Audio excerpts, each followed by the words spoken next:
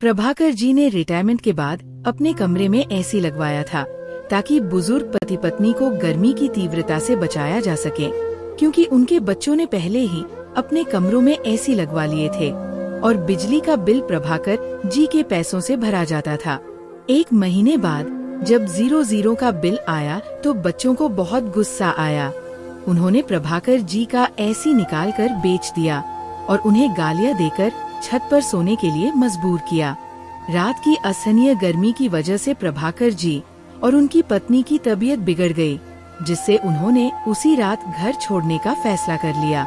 अगली सुबह जब वे काम पर जाने के लिए बाहर निकले तो उनके पैरों तले जमीन खिसक गई, क्योंकि दोपहर की कड़ी धूप में जब प्रभाकर जी घर लौटे तो वे पूरी तरह पसीने से तरबतर थे।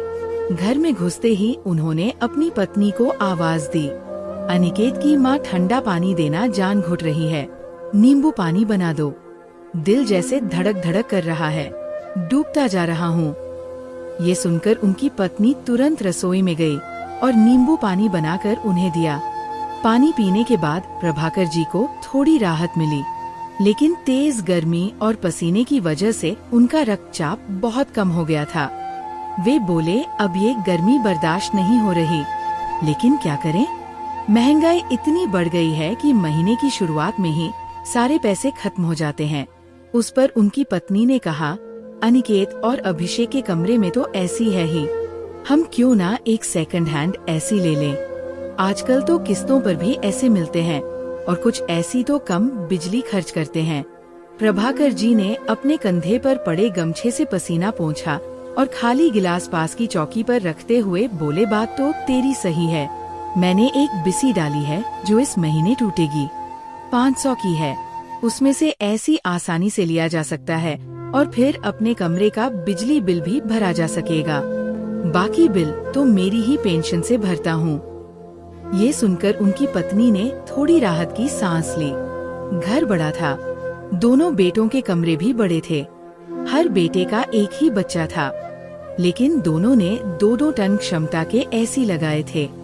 शादी के बाद से ही दोनों बहुएं सासुर से ज्यादा बातें नहीं करती थी और उनकी जिम्मेदार भी नहीं लेती थी। हर एक बहू सिर्फ अपने पति के लिए ही खाना बनाती थी। जब प्रभाकर जी की पत्नी ने देखा कि बहुओं को उनके किसी भी काम में दिलचस्पी नहीं है, तब उन्होंने बिना कोई विवाद किए साफ साफ कह दिया, बेटा तुम हमारी चिंता मत करो, बस अपने पति का खाना बनाना मत भूलना। इससे घर में झगड़े नहीं होते थे और वातावरण भी अच्छा रहता था। प्रभाकर जी की पत्नी ने कभी भी एक सास की तरह अपनी भूमिका नहीं जताई, इसलिए उन्होंने और प्रभाकर जी ने खुद ही रसोई की जिम्मेदारी ली। हालांकि घर का सारा खर्च मिलाकर ही किया जाता था। बिजली का बिल प्रभाकर जी की पेंशन से भरा जाता था और बाकी खर्च दोनों बेटे उठाते थे। राशन भी एक साथ ही आता था और जिसे जो चाहिए होता था वो अपना खाना खुद बनाता था। प्रभाकर जी को अपने बेटों के व्यवहार से खिन्नता थी। उन्होंने अपने बेटों के पालन पोषण के लिए बहुत त्याग किए थे, लेकिन शादी के बाद उनके बेटों ने अपनी पत्नियों का ही साथ देना ज्यादा पसंद किया। अगले ही दिन प्रभाकर जी की पत्नी की बहन का निधन हो गया। प्रभाकर जी की तबीयत पहले से ही ठीक नहीं थी, इसलिए वे यात्रा करना नहीं चाहते थे, लेकिन उनकी पत्नी का आक्रोश थमने का नाम नहीं ले रहा था। उन्होंने अपनी पत्नी को गांव भेज दिया, क्योंकि उन्हें पता था कि वह कम से कम 10 से 15 दिनों तक वापस नहीं आ पाएगी। इस कारण प्रभाकर जी के खाने पीने की जिम्मेदारी अब दोनों बहुओं पर आ गई थी और इस बात की नाराजगी उनके चेहरों पर साफ झलक रही थी। प्रभाकर जी को मधुमेह था, इसलिए उन्हें सुबह 9 बजे नाश्ता चाहिए होता था, लेकिन दोनों बहुएं सुबह 10:00 बजे तक अपने वातानुकूलित कमरों से बाहर नहीं निकलती थी। प्रभाकर जी ने दोनों बहुओं से पहले ही कह दिया था कि जब तक तुम्हारी माँ वापस नहीं आती तब तक अपनी पत्नियों से कह दो कि वे सुबह 9 बजे मुझे नाश्ता दे दिया करें। दोनों बेटे बिना कुछ कहे अपने अपने कमरों में चले गए, लेकिन उनके चेहरों पर भी नाराजगी साफ नजर आ रही थी। उन्हें मालूम था कि उनकी पत्नियां ससुर की सेवा करने वाली नहीं हैं, परंतु अगले ही दिन सुबह 9 बजे दोनों बहुएं रसोई में मौजूद थी। लेकिन वे इतनी जोर से बर्तन पटक रही थी कि उनका गुस्सा साफ झलक रहा था। जब प्रभाकर जी कमरे से बाहर आए तो उन्होंने बहुओं की बातचीत सुनी।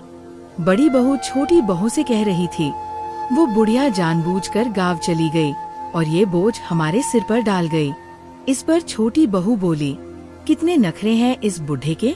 नाश्ता 9 बजे, खाना 1 बजे, शाम को 4 बजे चाय। हे भगवान, ये दिन कैसे कटेंगे। बड़ी बहू बोली, रात भर बच्चे सोने नहीं देते, 2 बजे नींद आती है और सुबह जल्दी उठकर इस महाराज के लिए नाश्ता बनाना पड़ता है। ये सब सुनकर प्रभाकर जी का मन बहुत दुखी हो गया। उनकी पत्नी ने कभी भी उन्हें भूखा नहीं रखा था। उन्हें 9 बजे गर्मा गर्म साबूदाना या दलिया मिलता था जिसमें चीनी नहीं होती थी। उन्हें चाय भी बिना चीनी की ही मिलती थी।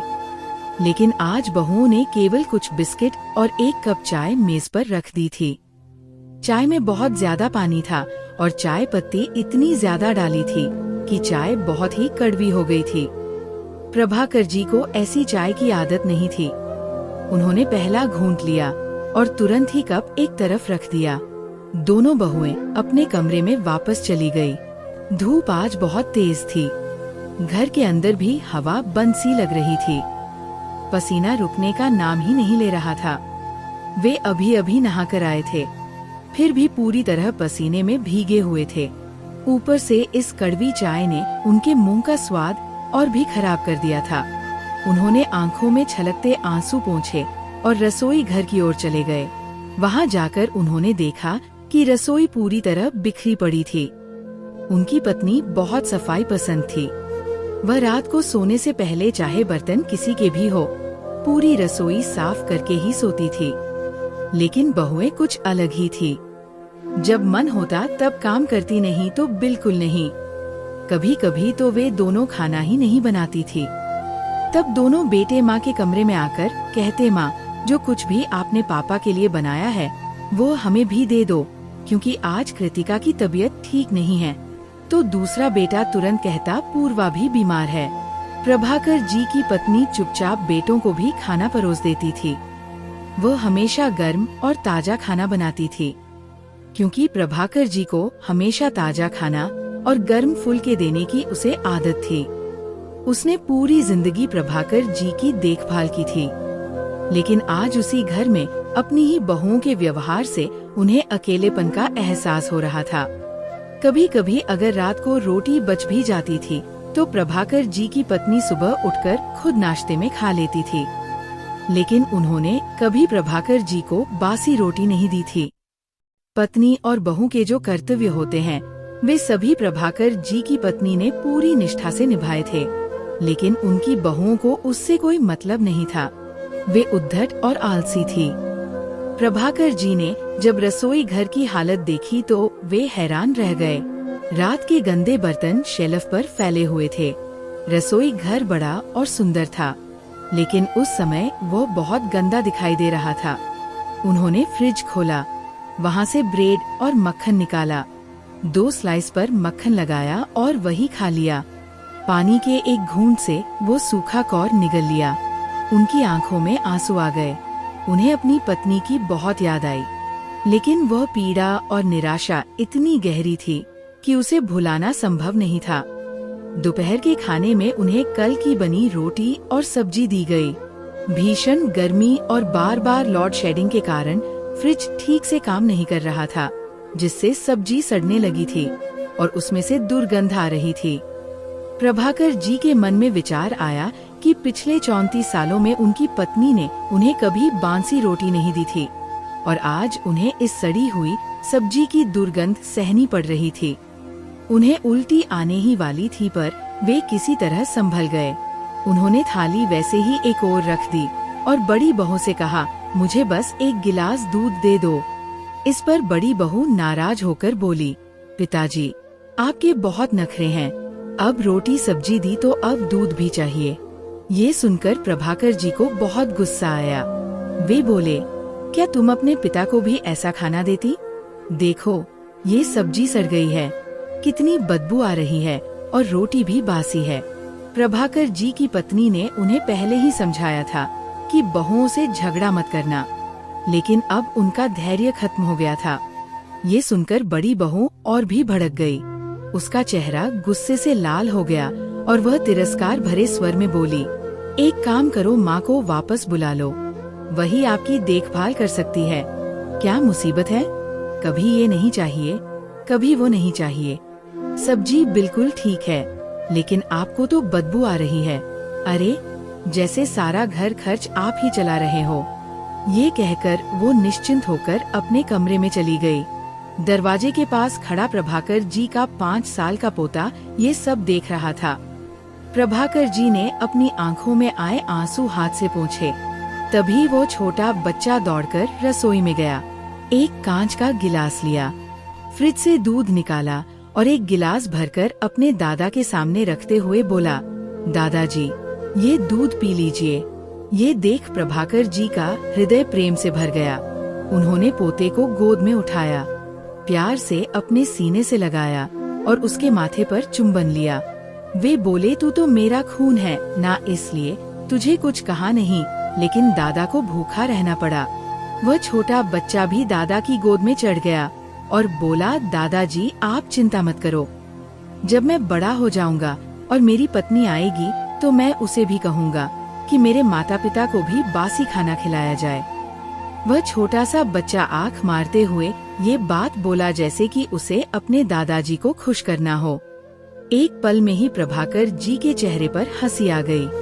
बच्चों की बातें ऐसी होती है कि इंसान का अंतःकरण हिला देती है। रात को दोनों बच्चे वापस आ गए और खाने के लिए डाइनिंग टेबल पर बैठे। आज मटर पनीर बनाया गया था, लेकिन उसकी हालत बहुत अजीब थी। ग्रेवी फीकी लग रही थी और उसमें प्याज के बड़े बड़े टुकड़े तैर रहे थे। प्रभाकर जी ने खाना देखा और झुंझला गए। वे बोले, ये क्या खाना बनाया है? देखो तो सही, प्याज और टमाटर पानी में तैर रहे हैं। तुम्हारी माँ ने कभी ऐसा अध का खाना परोसा था क्या? अरे, तुम्हारी पत्नियां तो नारी जाति के लिए कलंक है, इन्हें साधारण खाना बनाना भी नहीं आता। अनिकेत ने कहा, ऐसा कुछ भी बुरा नहीं है, पापा चल सकता है। उसने मटर पनीर अपनी थाली में परोसा और बच्चों के साथ खाने लगा। वो आगे बोला, माँ को खाना बनाना और घर संभालना आता था क्योंकि वह पढ़ी लिखी नहीं थी, लेकिन आज की लड़कियाँ उच्च शिक्षा लेती हैं, इसलिए उनके पास घर संभालने का समय नहीं होता। हम भी तो समझौता कर ही रहे हैं ना। ये सुनकर प्रभाकर जी का गुस्सा और बढ़ गया। वे बोले, अच्छी पढ़ाई का मतलब क्या ससुर से उग्र होकर बात करना है? अगर पढ़ाई से घर का काम और इंसानियत संभालने की समझ नहीं आती तो तुम्हारी अनपढ़ माँ उनसे 100 गुना अच्छी थी। उसने कभी मेरी माँ बाप के सामने आवाज नहीं उठाई, कभी मुझे ऐसा बेस्वाद खाना नहीं दिया। शादी से पहले अगर तुम्हारे खाने में थोड़ी भी कमी होती थी तो तुम माँ पर चिल्लाते थे, माँ ये क्या किया? हम दिन भर थक कर आते हैं, कम से कम खाना तो अच्छा दो। लेकिन अब ये खाना तुम्हें सहज स्वीकार्य है। ये बोलकर उन्होंने कुर्सी पीछे खिसकाई और उठ खड़े हुए। वे बोले, अनिकेत, खाना खत्म होने के बाद बाजार से दही ले आना, मैं दही के साथ रोटी खाऊंगा। अनिकेत बोला, ठीक है पापा, मैं दही ले आऊंगा। प्रभाकर जी ने कहा, सुबह के नाश्ते के लिए मुझे ब्रेड और शुद्ध दूध चाहिए। ब्रेड तुम लेकर आना, दूध मैं खुद जाकर देख लूंगा और अपनी पत्नी से कहो कि वो अपने कमरे में ही बैठी रहे, मुझे मेरे नाश्ते के लिए उसकी जरूरत नहीं है। ऐसा कहकर वे गुस्से में अपने कमरे में चले गए। उनकी पत्नी को मायके गए हुए सिर्फ 24 घंटे ही हुए थे, लेकिन उनकी हालत ऐसी हो गई थी कि अंततः उन्होंने पत्नी को फोन लगाया। फोन पर उनकी पत्नी हिचकियां लेते हुए रो रही थी। थोड़ी देर उन्हें समझाने के बाद प्रभाकर जी ने पूछा, तुम और कितने दिन वही रहोगी? पत्नी ने कहा, प्रभाकर जी, मेरी बहन गुजर गई है और उसके बच्चे बहुत रो रहे हैं। वे कह रहे हैं, मौसी कुछ दिन हमारे साथ रहो। प्रभाकर जी ने कहा, अगर तुम वही रुकी रही तो शायद मैं जिंदा रहूं या नहीं, पता नहीं। ये सुनकर उनकी पत्नी घबरा गई। वह बोली, प्रभाकर जी, भगवान ना करे ऐसा कुछ हो, आप ऐसा क्यों बोल रहे हैं? प्रभाकर जी ने कहा, इन दोनों ने मेरा जीवन नर्क बना दिया है। सुबह कड़वा चाय सामने लाते हैं, कभी बासी रोटियां और सब्जी। तुम्हें तो पता है मुझे ऐसा खाना खाने की आदत नहीं है। कुछ कहो तो उनके मुंह पर 2 हाथ लंबी जुबान लग जाती है। ये सब मैं एक दिन भी सहन नहीं कर सकता। फिर भी मैंने तुम्हें कभी वहाँ रुकने से मना नहीं किया होता, लेकिन भगवान के लिए जितनी जल्दी हो सके वापस आ जाओ। 4 दिन प्रभाकर जी ने दही और ब्रेड खाकर जैसे तैसे दिन बिताए। अंततः उनकी पत्नी लौट आई तो उन्हें चैन मिला, लेकिन दोनों ही तेज गर्मी से परेशान थे। प्रभाकर जी के पूरे शरीर पर पसीने के कारण लाल दाने निकल आए थे। उनकी पत्नी ने कहा गांव में बहुत गर्मी है। अनुज ने उनके कमरे में एसी लगवाया था, इसलिए रात को कुछ नींद आ जाती थी। लेकिन बेचारा ज्यादा बिजली का बिल नहीं भर सकता था, इसलिए दिन में बहुत गर्मी लगती थी। प्रभाकर जी के हाथ और सीने पर लाल दाने निकल आए थे। जरा सा पसीना आता तो जलन होती थी। दोनों गर्मी से बेहद बेचैन थे। उनके दोनों बच्चे पहले ही कह चुके थे कि हमारे खर्च बहुत बढ़ गए हैं, हम अभी एक और एसी नहीं लगवा सकते। ये सुनकर प्रभाकर जी ने सोचा कि अब समय आ गया है कि वे अपने पैसों से 1 टन की क्षमता वाला एसी खरीदे और अपने ही कमरे में लगवाएं। ये देखकर दोनों बच्चे हैरान रह गए। एसी चालू करते ही दोनों ने राहत की सांस ली।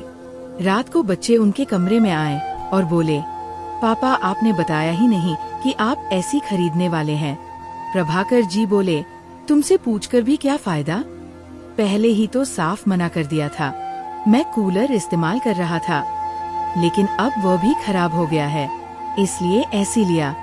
जिंदगी भर संघर्ष ही किया, लेकिन कम से कम अब तो हमें थोड़ी राहत मिले। तुम लोगों को अच्छी नौकरियां मिली तो लगा था कि हमारे भी अच्छे दिन आएंगे, पर हम तो उस मामले में बदनसीब निकले। प्रभाकर जी की शिकायतें थम नहीं रही थी। उनकी पत्नी ने कहा, ऐसा मत कहिए, थोड़े शांत हो जाइए। बच्चों, दरअसल कूलर खराब हो गया और तुम्हारे पिताजी और मुझे बहुत गमौरियाओ भी हो गई, इसलिए मैंने ही इन्हें कहा कि ऐसी ले लो। अब गर्मी बर्दाश्त नहीं होती, अब तो हम बूढ़े हो गए हैं, थोड़ी राहत तो चाहिए। उसने प्रभाकर जी की बाह ऊपर कर बच्चों को उनके घायल हाथ दिखाए। उनके पूरे हाथ पर बड़े बड़े घाव थे। ये देखकर दोनों बच्चे शर्मिंदा होकर कमरे से बाहर चले गए। प्रभाकर जी और उनकी पत्नी बहुत ही सावधानी से एसी का उपयोग कर रहे थे, लेकिन उनकी बहुएं एसी 24 घंटे चालू रखती थी। उन्हें घर से बाहर जाना पसंद नहीं था। अगर 1 घंटे के लिए बाहर जाती भी थी तो सिर्फ जल्दी जल्दी खाना बनाकर निपट जाती थी। प्रभाकर जी की बहुएं उन्हें कुछ भी खाने को दे देती थी, लेकिन उनके पति जो भी खाते थे, इसीलिए प्रभाकर जी और उनकी पत्नी को कोई आपत्ति नहीं थी। लेकिन 1 महीने बाद जब बिजली का बिल 00 आया तो बच्चों ने घर में हंगामा कर दिया और गुस्से में बिल प्रभाकर जी के मुंह पर फेंकते हुए बोले, पापा देखिए, इतना बड़ा बिल इसे भरेगा कौन। ये देखकर प्रभाकर जी को बहुत गुस्सा आया। उन्होंने बिल उठाकर देखा, सच में 00 का बिल आया था। इससे पहले करीब 15 से 16 हजार रुपए का बिल आता था, जो वे अपनी पेंशन से भरते थे।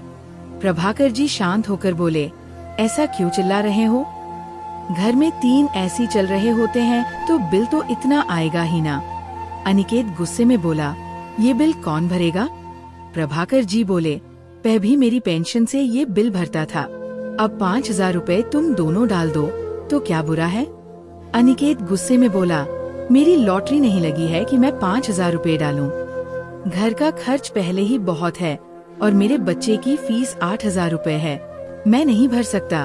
उसका छोटा भाई बोला, मैं कहाँ लाखों का वेतन कमाता हूँ, मुझे बेटे की स्कूल की एडमिशन के लिए 25,000 रुपए चाहिए, वह भी नहीं जुटा पा रहा हूँ, तो बिजली का बिल कैसे भरूं? प्रभाकर जी गुस्से में बोले, कई सालों से मैं ही तुम्हारे कमरे का एसी का बिल भरता आया हूँ और खुद गर्मी में तड़पता रहा। अब मेरी बारी आई तो तुमको परेशानी हो रही है। ठीक है, अब हर किसी को अपना खर्चा खुद उठाना होगा।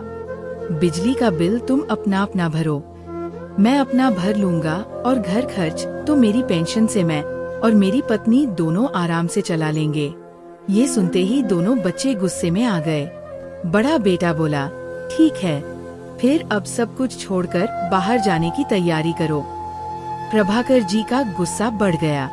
उन्होंने कहा, मैं क्यों जाऊं अपना घर छोड़कर? दोनों बच्चे आगे बढ़े जैसे कि लड़ने को तैयार थे। उनकी पत्नी बीच में आई और बोली, तुमको शर्म नहीं आती? तुम अपने बाप को मारने जा रहे हो? बच्चों ने नहीं सुना और उनमें से एक ने उन्हें जोर से धक्का दे दिया, जिससे वो जोर से जमीन पर गिर पड़ी।